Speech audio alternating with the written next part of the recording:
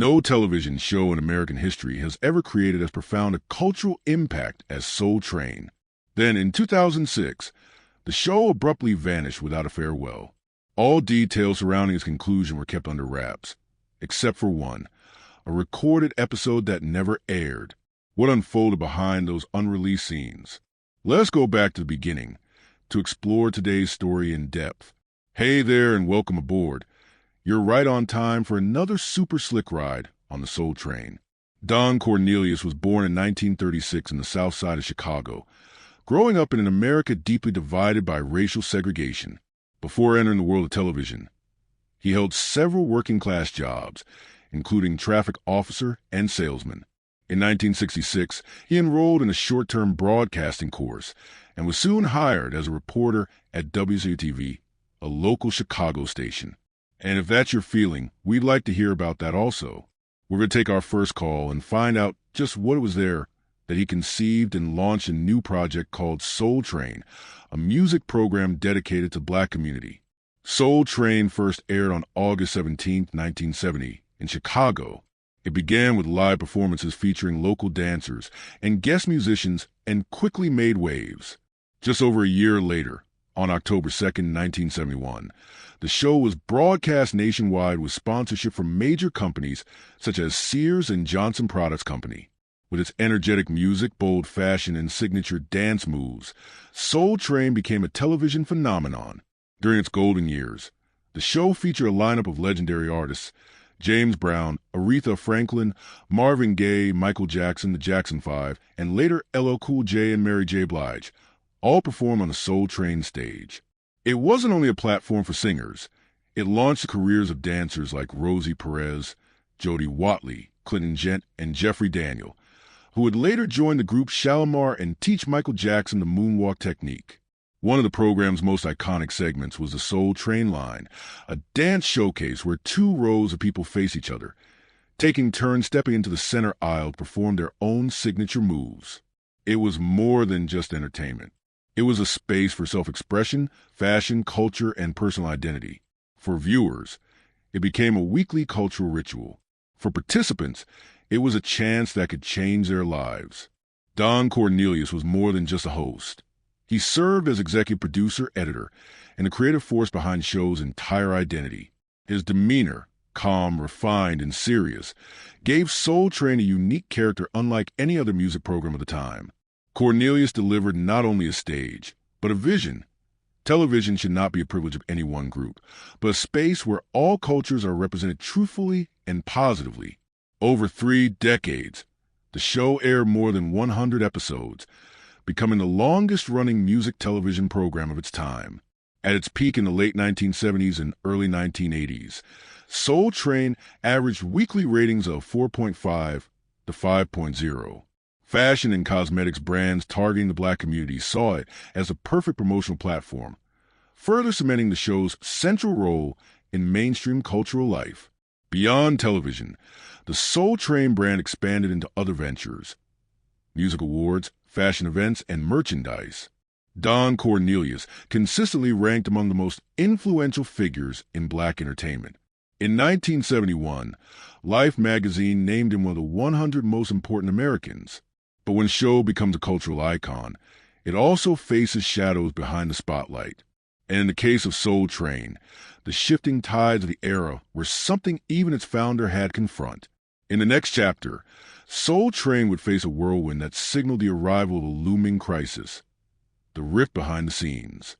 Don Cornelius had long been known as a strict operator.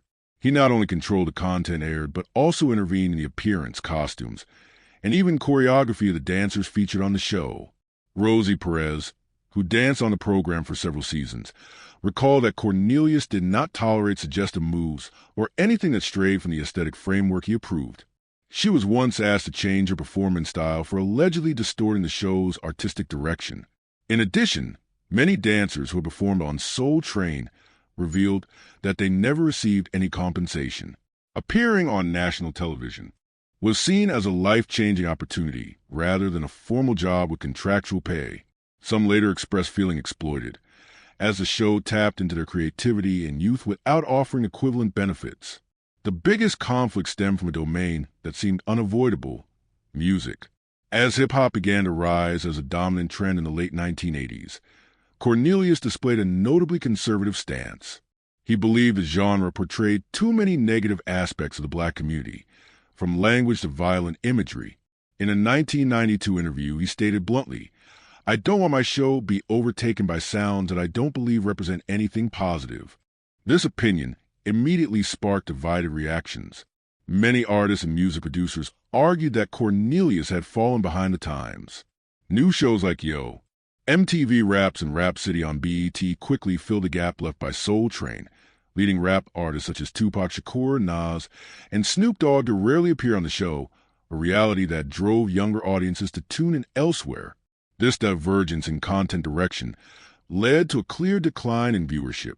While the show still averaged ratings above 4.0 in the early 1980s, by the early 2000s that number had fallen below 2.0. Local stations began rescheduling or replacing it with fresher, more appealing programs. In 1993, Don Cornelius officially stepped down as host, ending 23 years of consistent on-camera presence. The role was then passed on to new faces like Maestro Clark, Shamar Moore, and Dorian Gregory. Although each brought their own energy, none could replicate the calm presence and symbolic authority that Cornelius had embodied. Attempts to revitalize the show by changing hosts, redesigning the stage, and inviting more hip-hop artists were largely seen as temporary fixes. The outdated content foundation, combined with patchy reforms, made it difficult for Soul Train to maintain its competitive appeal. Between 2003 and 2006. The number of episodes produced per season was cut back, and the production team underwent significant changes. The show's internal structure was no longer stable. Some longtime editors resigned. Technical staff moved on to other projects. Mounting production costs and outdated content raised questions among investors about the show's viability. As for Cornelius, he gradually disappeared from public events, nearly ceasing all public commentary. What was once a source of pride now seemed confined to memory. Soul Train continued to air weekly, but it was no longer a cultural cornerstone. Younger artists sought out other stages. New dancers didn't stay long. The program entered a state of stagnation. Then in 2006, during a period when the show had clearly lost its direction, an unusual taping session took place. No one ever disclosed what happened backstage, but from that point forward, Soul Train never returned, the episode banned forever. In March 2006, Soul Train entered what was supposed to be a routine taping session in Los Angeles. On paper, it was just another episode in the show's final season. But according to numerous accounts from those present that day, the atmosphere on set was unstable from the start. The production crew had been reshuffled at the last minute. The guest list was disorganized, and there were signs of a lack of direction from senior executives. Some sources claimed that Don Cornelius was backstage, although he no longer held an active production role. Longtime staff members said he openly showed disappointment with the program's current trajectory. The episode was scheduled to feature a rising hip-hop artist. However, the event began nearly an hour late due to disputes between the artist representatives and the logistics team. A former editorial staff member revealed that the performance crossed visual boundaries traditionally upheld by Soul Train. It included provocative visual elements, choreography, and costumes that were deemed incompatible with the show's original vision. The controversy escalated when Cornelius reportedly called for a halt to the entire editing process and convened an emergency meeting with the program's distribution partners. One of the major distributors, Tribune Entertainment, withdrew shortly afterward. This withdrawal left Soul Train without a sufficient network to continue national television broadcasts. According to internal data, within 3 weeks of the taping, more than 40% of local affiliates had stopped airing the show. No formal announcement was made, but industry insiders understood this was effectively the final episode. The official website stopped updating, television networks replaced the show's time slot with other programs, and the production schedule was indefinitely canceled. Not long after, several media reports began referencing the buried episode as the primary reason behind the show's end. Although it never officially aired, footage from that day's taping remained in the possession of several former staffers. Fan pages on social media discussed the incident and referred to it as a cursed performance. The controversial episode did more than disrupt a single taping. It marked the silent end of one of the most iconic television programs in American history. But every ending leaves a trace, and for Soul Train, the consequences of that fateful moment went beyond going off the air. It became a fracture in the very legacy Don Cornelius had worked so hard to build. Tragedy strikes the man behind it all. Right after Soul Train went off the air, the media fell silent. Don Cornelius, the man synonymous with the brand since day one, declined all interview requests following the incident. In a brief appearance on a local radio station in 2007, he simply said, "I think it went far enough." From that point on, he almost completely withdrew from public life. Many believed he felt betrayed by the very system he once controlled when new hands steered the show in a direction he no longer recognized. While the public remained confused, a few former dancers and guest performers began sharing personal reflections. Rosie Perez called the show's sudden and an unnamed sadness. Dorian Gregory, the host during its final stretch, admitted that no one on the team had received clear communication. Many only realized the show was over when the internal taping schedule disappeared from the system. Independent media began digging deeper, publishing a series of analyses on the program's collapse.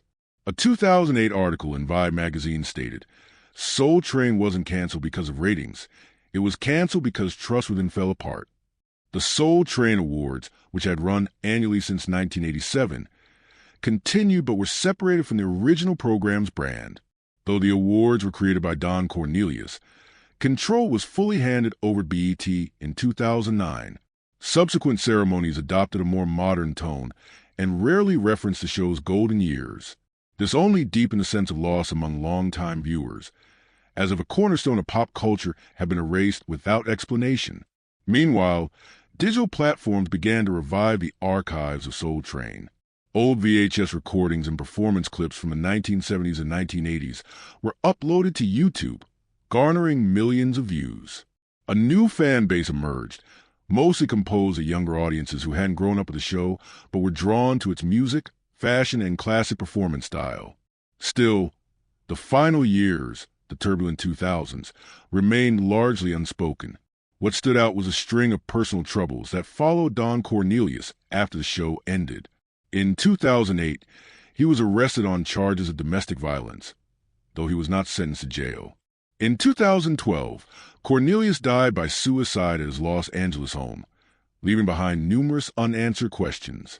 The Los Angeles Times, in a memorial piece, wrote, "Though he was a trailblazer, Cornelius exited the main stage in the quietest way possible after his passing." Television historians began re-evaluating the entire journey of Soul Train. Some referred to it as a fragmented legacy. Others believed the show had fulfilled its historical role, and its quiet ending was simply the natural course of decline. But what remained undeniable was that the 2006 broadcast shutdown was still shrouded in unresolved mysteries. Observers called it the Soul Train curse, a phrase more symbolic than literal. But when looking at the fates of those who had long been part of the show, from dancers to its founder, the sense of an uneasy ending feels real.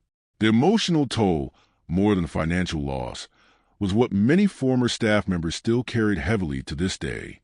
Though it ended quietly, the legacy of Soul Train continues to shape culture, both artistically and in collective memory, and it is these unfinished fragments that have paved the way for efforts to preserve its legacy in new forms, an immortal artistic legacy.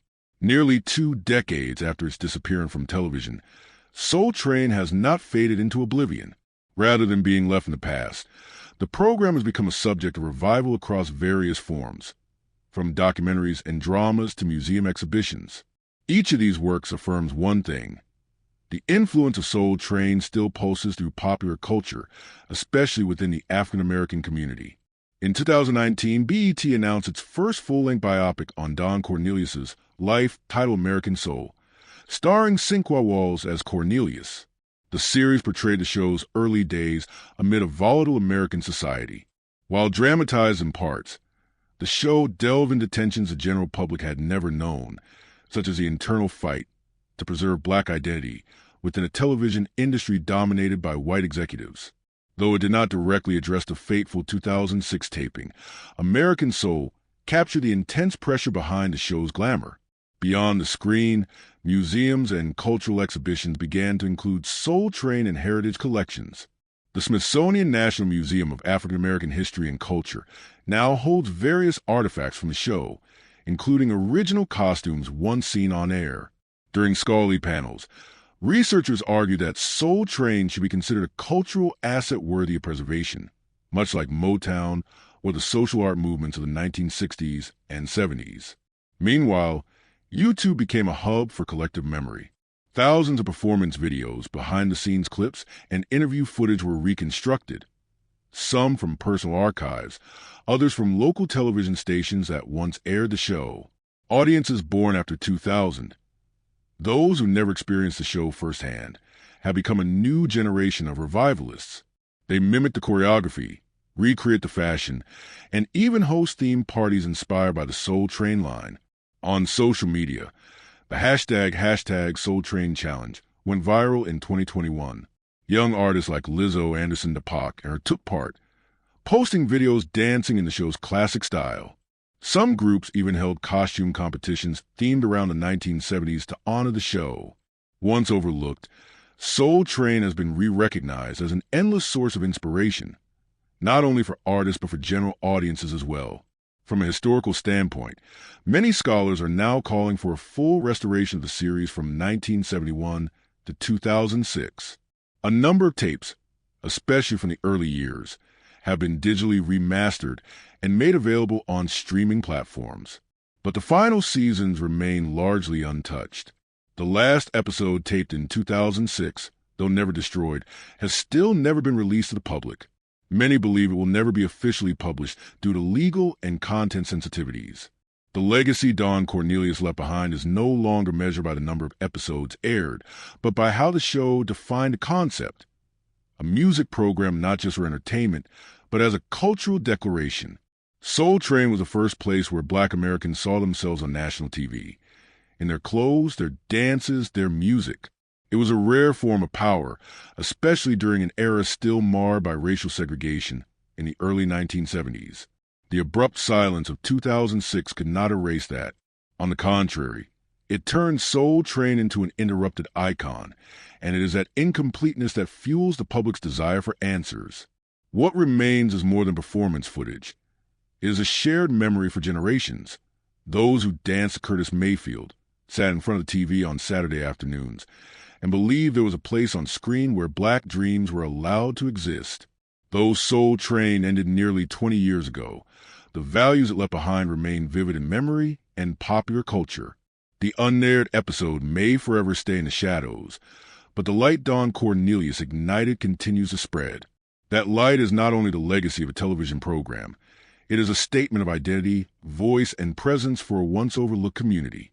And sometimes, what never aired is what history remembers most. If you ever watched Soul Train or are just discovering it now, share your thought below. What scene do you remember most? What moment moved you? Don't forget to like and subscribe so you won't miss the untold stories behind the legends of American television.